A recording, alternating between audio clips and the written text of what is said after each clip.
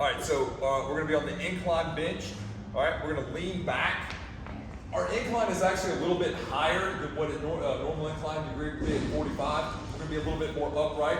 Same principle, we're gonna keep those elbows in tight, press straight up, pull straight down, press straight up towards the garage door, pull the elbows straight back down. We're gonna keep our forearms vertical. We wanna keep our legs active, driving yourself up into your upper back, pushing into the pad. Just pull up, straight down, let it down. From there, we're just gonna flip over onto the bench. Use the edge of the bench here, whatever you feel most comfortable with, put in your hand is great, okay? Get a big, nice, low stance. You're gonna take, we have a dumbbell here, we'll use a kettlebell or a dumbbell. We're gonna row up towards our hand and then row forward and try to catch the edge of that dumbbell or kettlebell, whichever one you have. Reach out, row back, reach out, row back. So you're always trying to row towards your hip and then reach back out so you get a nice, big, smooth movement. Let that shoulder blade wrap around. We'll do 10 each side. Be up here. We're working on keeping our elbows up, our torso up as we squat down. So we're gonna hold this bicep curl up as we pull our hips down and keep our chest and torso up. Don't let the weights pull you forward. Don't let the weights come here, and they can't rest on your body. We can't turn around. No, they need to be right here, about a 90, a little bit less, or greater than 90-degree angle. Pull down, press up. Pull down, press up. We'll do 15.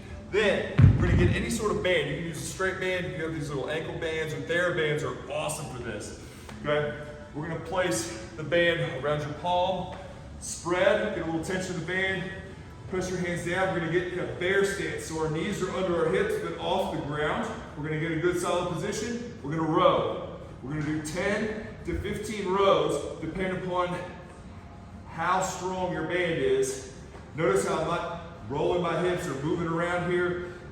Do 10 to 15 on one side and then the other. Don't rush them. Nice and smooth.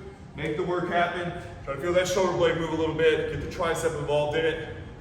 We got 10 to 15 there. With the 15, four rounds. Have fun. We're going to be in a dead bug position, so knees over top of hips. Make sure that your feet are up. We don't want our feet down here. We don't want them all over the place like this. Their knee is just at 90 degrees.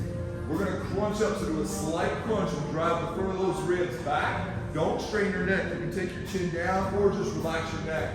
We're going to have, if you're able, a kettlebell here, and we're just going to reach the arms back. We're going to keep our core still.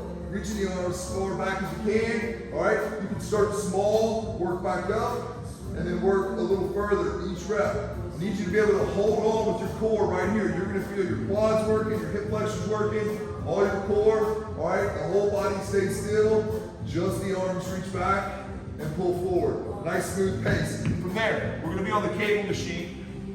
We're going to be in a split stance. We're going to have an opposite hand and foot in front. So my left foot's in front. I hold with the right hand. We're squatting down, getting low, loading that front leg. We push off the ground. Stand and rip. I rotate my chest.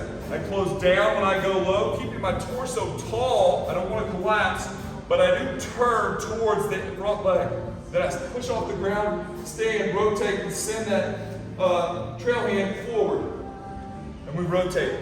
Turning that chest, keeping my body vertical, but not leaning forward, but turning. We have 8 on each side here. We have 8 to 10 here. We're gonna go back and forth, get yourself a little rest between the two. We got 4 total. Last circuit, we're gonna have an adductor step up. So we're gonna have some sort of step up. You can use blocks, you can stack plates on each other, you can use a bench, whatever you have is fine. We're gonna use the time today. Sit down, load into the high leg, stand up and rotate in. Come back down, load that high leg, stand up and rotate the pelvis into the leg. Make sure you're driving off that elevated leg, trying to drive from the bottom of that hip where it meets the torso.